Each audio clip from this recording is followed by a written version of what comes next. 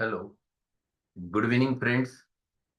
Meeting again in the session of philosophy, and today we're going to start with new chapter, that is the potentiation and infinitesimal dose. The chapter number 14 from Stuart Close Philosophy, and it is the last chapter, in fact, from mm, third year syllabus. So this will be a big chapter, little bit boring in the sense because the scientificity behind the potentiation he has explained here thoroughly. He has tried his level best to explain the science behind what is exactly meant by infinitesimal dose in this specific chapter, and that's why it has a big significance.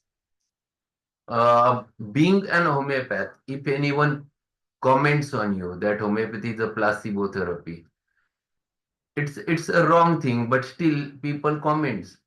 You can answer to them with the help of this. So valuable the chapter is, and he has given the reasoning behind what is exactly infinitesimal, how the laws of fundamental science they are applicable to the homeopathic science, and how the infinitesimal dose is prepared by Hahnemann using the laws of fundamental science. Every aspect, the scientific aspect behind it, he has tried in this big chapter, and it is the biggest chapter. In fact, again we're going to start. We'll go a little bit fast. Wherever the concepts needed, we'll definitely discuss. But wherever the things just needed for the purpose of reading, those only will going to read. So let us start with the chapter number 14, the potentiation and the infinitesimal dose. First paragraph is the definition made by Close. It is an MCQ for the students. What is the potentiation according to Stuart Close? Define homeopathic potentiation. So homeopathic potentiation is a mathematico-mechanical process for the reduction according to the scale of crude, inert, or poisonous medical substances to a state of physical solubility, physiological assimilability, and therapeutic activity and harmlessness for use as a homeopathic healing remedies. See how thoroughly he has defined the potentiation. Generally, whenever we used to make a definition of potentiation in general, we used to make it is a mathematical mechanical process by which the inherent medicinal properties of crude drug substances are aroused into the activity. This is the definition we used to do. But here, he has given significance of each and every point. He mentioned over there, while doing this mathematical mechanical process, first we do the reduction. That's why he has added the first word reduction. You go on reducing the dose every time. It is not just potentiation. Every time the reduction is there according to the scale. That's why he says according to scale. If you use the decimal, it is the 1:10 ratio. If you are using centesimal, 1:100 ratio. If you are using 50 millisimal, 1:50,000 ratio. So every time you are reducing drug substance excess according to those scales of crude, inert, or poisonous medicinal substances. All three words which he has used, and this is the truth. We used to use the inert medicines many times. For example, medicines like lycopodium is inert in its physical form.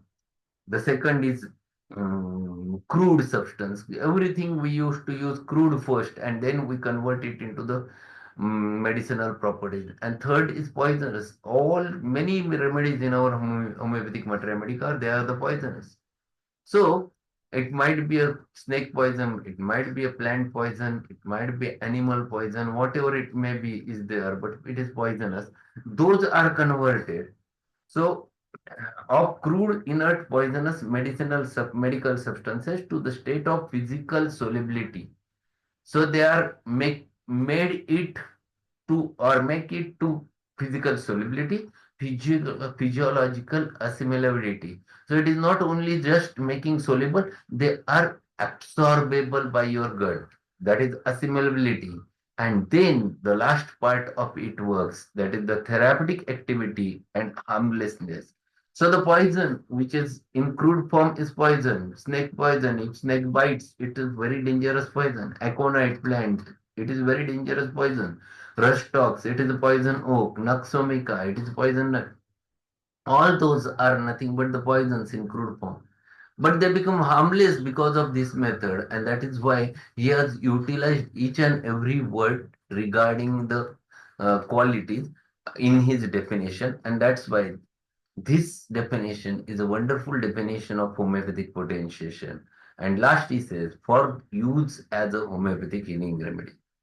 The primary object of potentiation is to reduce all substances designed for therapeutic use to a state of approximately perfect solution or complete ionization, which is fully accomplished only by infinite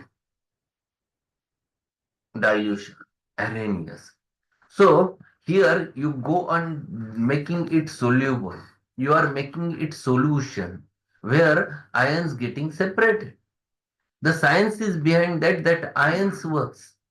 When it becomes soluble, the ions gets released, and if they get released, then they have a typical affinity. Certain specific ions are having very specific affinity for the another one. And this scientific concept is used by Hahnemann.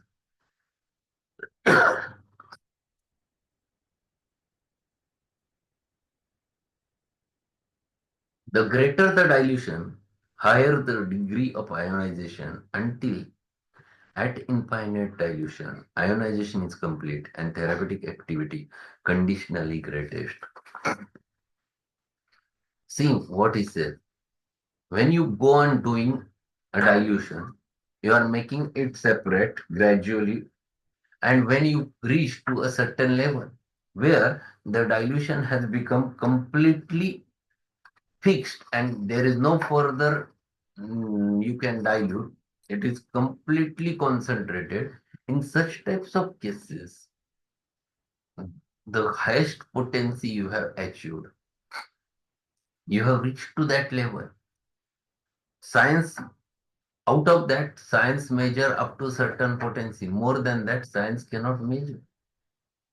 Hahnemann earlier in his practice has made potencies maximum up to the 30. He has started with 1C, second 2C, 3C. Gradually he reached the 30. But more than that, he has not prepared. He says that he has prepared up to 60C or 200C, but he has very occasionally used the 60C and 200C. But this fellow, later, with the Hahnemann was followed very clearly by Kane. Earlier in his practice, he denied to use the potentized medicine. But when once he used the 200 dilution of the arsenic album for one patient suffering from cholera, expecting that patient will die and he has to see his funeral. And when he was going next day on his during on the his way, he saw towards that home, and the child was playing with the one dose of that remedy in 200. He was very much impressed with 200 potency, and then he started increasing the potency, and he practically utilized, understood the science behind it. He has used up to CM. So this is a gradual process. And it works according to the science. It never works automatically. There is no question of a magic. The question of behind it is the science only. So he says the greater the dilution, the higher the degree of ionization until at infinite dilution, ionization is complete and therapeutic activity conditionally greatest. For the reduction of minerals and inorganic substances and certain other substances, it employs mechanical trituration of one part of substance with 9 or 99 parts of the pure crystalline sugar of milk, according as decimal or centesimal scale of dilution is used. See, it depends what type of dilution you use, whether you use the centesimal or whether you use the decimal. It depends upon whether you use 9 part or 99 parts of sugar of milk, and then that it has converted into dilution. So every metal is not, it is not possible to make it dilute immediately. So you have to triturate it up to certain potency. Hahnemann have mentioned it in his pharmaceutical method that at least for 3x up to 3x potency you have to triturate, and then after trituration you can make a solution of it and further dilutions can take place. This process is continued long enough and is in such manner as to reduce them to an approximately impalpable powder soluble in water. These and all other soluble substances it reduces to liquids or tinctures, which it still further reduces by dilution with water or alcohol in the same proportions of drug to the vehicle, 1 to 9 or 1 to 99, to any degree of determined upon, recording, numbering each step of process in order that the degree of dilution and potentiation of each preparation may be known. So this is the method. Either you make it by the decimal scale, either you make it with the centesimal scale, and every potency you have to reduce it by the same scale. So when you use the decimal scale, you have to use the one part of the medicinal substance with 9 part of the vehicle. If you are making it in solid form, you have to use the trituration method. If you are making it in the diluted form, then you have to use the succussion method. But same thing, and every time it is not only just making a dilution, you have to pour an energy. You apply a force. In the process of trituration also you apply a force. In the process of succussion, you apply the force. So what is the use of it? Why you apply the force?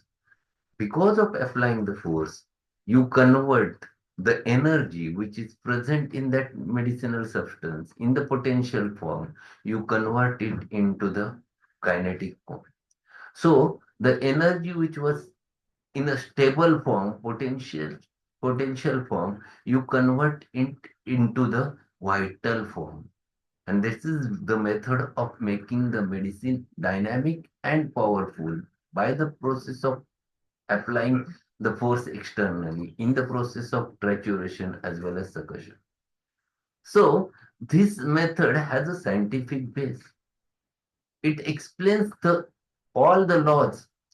There are certain laws that matter is indestructible. Even though you make it more fine and fine, it carries its own properties and it is indestructible. This is laws of physics. Same law is used by animal. Then second law, the quantity necessary in order to make any change in the universe is least possible. This is the law of least action. Again, the physical law applied by the Hahnemann in his science in the form of law of minimum dose. So, third thing, the energy. Energy neither be created nor be destroyed. It can be converted only from one form to another form. The same law Hahnemann have utilized while making the potency. So here, what you are doing, either with trituration or either with succussion, you are only doing one thing, that you are changing the energy. The potential energy you are converting it into the kinetic form. And this is what he is explaining over there with the scientific base. The resulting products of these operations are known as potencies or dilutions, bearing the name of medicine and number of dilution. So every time, if you prepare 1x, you have to write 1x if you prepared it in decimal. But if you prepare it in centesimal, you can write 1c or either just 1. 1 means 1c. If you are prepared up to 30c, you write 30, it means 30c. It never means 30x. If you are preparing it in decimal scale, then you have to write the decimal x over there. Without that, it cannot be considered as a decimal. Originally, all homeopathic remedies were prepared by hand using the ancient and time-honored mortar and pestle and the ordinary glass vial. Handmade potencies are still regarded by some of the most reliable, but the products of the time-saving triturating and diluting machine, which have been used, invented, and improved from time to time, are used by majority of homeopathic pharmacists and potency makers. So now things have changed. Earlier there were handmade potencies. Now there are not handmade potencies. Now we get the potencies which are machine made. So mixing medicine is there, mixing machine is there. At the same time, that there is a machine for giving the succussions. There is a machine for the specifically mixing it together in the process of trituration. Those methods are mechanically used, but which has accuracy also. We can forget how many succussions we have given, but in machine you can add 100 succussions and it will give only 100. That accuracy can be achieved with the help of machines, which cannot be with the help of handmade potencies. And that's why machine-made potencies are more accurate than the rest of the thing. By this process, the most virulent and deadly poisons, even the serpent venoms, are not only rendered harmless, but are transformed into beneficent healing remedies. Substances which are medicinally inert in their crude natural state, such as the minerals, the charcoals, or lycopodium, are thus rendered active and effective for healing disease. Other drugs, more or less active in their natural state, have their medicinal qualities enhanced and their sphere of action broadened by being submitted to this process. So, these are the methods. Potentiation is the method by which you make the crude substance, inert crude substance into the activity. By this, you make or convert the um, crude poison into the harmless homeopathic medicine. So these are the things which happens because of the this potentiation. Either you do it in solid form or liquid form, but this method gives a very specific energy medicine. Arithmetic arithmetical enumeration of the particles or proportion into which potentiation is supposed to divide a given quantity of a drug is insufficient and misleading. The fact go to show that the result of process is not only a division of matter into particles, but series of differentiation and progression by which the successive reproduction or propagation of the medicinal properties of the drug takes place. The powers and qualities of the drug are progressively transformed into the diluting medium. Recognizing this fact, Garth Wilkinson proposed to call them transmissions. Timpe explained the action and efficiency of the infinitesimal doses by applying the law of least quantity discovered by Maupertuis, the great French mathematician, and accepted in science as a fundamental principle of the universe. That principle is stated as follows: the quantity of quantity of action necessary to effect any change in nature is least possible. Right over there on side MCQ, law of least action. Don't part by it should be a mugged up as it is. You have to write 2 marks question. So these are the laws which Hahnemann have utilized. These are very important laws which he tried to utilize. These are the laws of fundamental science, but carried and utilized intelligently by Hahnemann to prepare the potential. So law of least action is nothing but the law which is Hahnemann have used and utilized and ultimately made the law of minimum dose. So what the law of minimum dose states? A dose should be so minimum so as to arouse the vitality in a diseased individual. It's called as law of minimum dose. So this is the conversion of the law of least action to the law of minimum dose. In the similar manner, he has utilized all the law of reciprocal action, or which is also called as Newton's third law of motion. Action and reactions are equal and opposite. And this law, he has explained that on the basis of this law, the Sir, you are not audible, sir. hello, voice is lost. Hello, No voice, sir. No, you are not audible. now is it okay or not? Now better, sir. Yes, sir. Yes, Yes, sir. better. Okay. Yes, better. Okay. So Hahnemann have made these changes. Hahnemann prepared this scientifically. He has utilized all the laws of fundamental science and utilized it, experimented it, and then explained his laws with the help of correlation with the fundamental law. So law of least action is also works over there. The law of mm, um, action and reactions are equal of an opposite. That is called as law of reciprocal action is also there. So these are the laws which he has utilized over here. Then third law, that is the matter is indestructible and infinitely divisible. So that is also a law which he has utilized. So infinitesimal dose is not prepared just what Hahnemann feels. The logic is there, the thought is there, and with the help of that thought, with the help of that science, he tries to explain the homeopathy. According to this general principle, says Dr. Finke, the divisible decisive moment is always a minimum and infinitesimal. And to our therapist, it will be pursued that the least possible is always the highest potency sufficient to bring about reaction in fact the cure, provided always that selection of the remedy is homeopathically correct. The law of least action, maxima minimis. This is again another word for the law of minimum dose or law of least action, maxima minimis. Sometimes it is asked law of maxima minimis, and there is a confusion happens in students' mind. So right over there, this is again an MCQ. Law of maxima minimis means law of least action. The law of least action appears to be an essential and necessary complement to the law of similars and coordinate with it. So, Hahnemann, when started practice, he started utilizing the homeopathic medicines in crude form. It has not happened that on day one he started with the law of minimum dose. It took a long time for Hahnemann to reach to that level. It is not within a day. It takes a long period.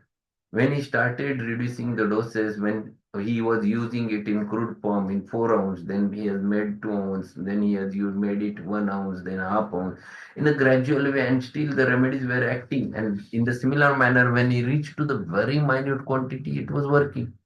Then he utilized the law of physics, he has utilized chemistry, he has utilized biology, and made the potentized medicine. And when he started doing that, then he understood, yes, it works more beautifully than this. So first he has made only dilution, then he poured an energy. So it is a long process with which he developed the potentiation, and this is in fact most important invention done by Hahnemann, and because of which law of similars has a big value than earlier time. It is one of the important parameter because of which homeopathy has recognized as a big value and a different science than the allopathy or rest of the medical sciences. So this chapter will going to learn all those things which are scientific, and we must know the science behind it. So no one can contradict you while regarding this. So my suggestion to all of you, even though it looks bored, go through at least once along with me with this chapter so that you can acknowledge many things. So if anyone puts question against the homeopathy, you should be able to tell them confidently this is the science behind it. And once you do that, then definitely you will get a value. So today we'll stop over here. Tomorrow we'll continue with the same. And one more thing, today evening I will going to take a lecture at 8:15 on the one of the drug which I have not used in my practice, but it is there in fourth year syllabus. So for that purpose, I am going to teach. But that remedy, which is not very well homeopathically proved, but we're going to learn it in 2 days. That is adrenaline at 8:15. So be there and meet again in today's session. Thank you and good night. Thank you, sir.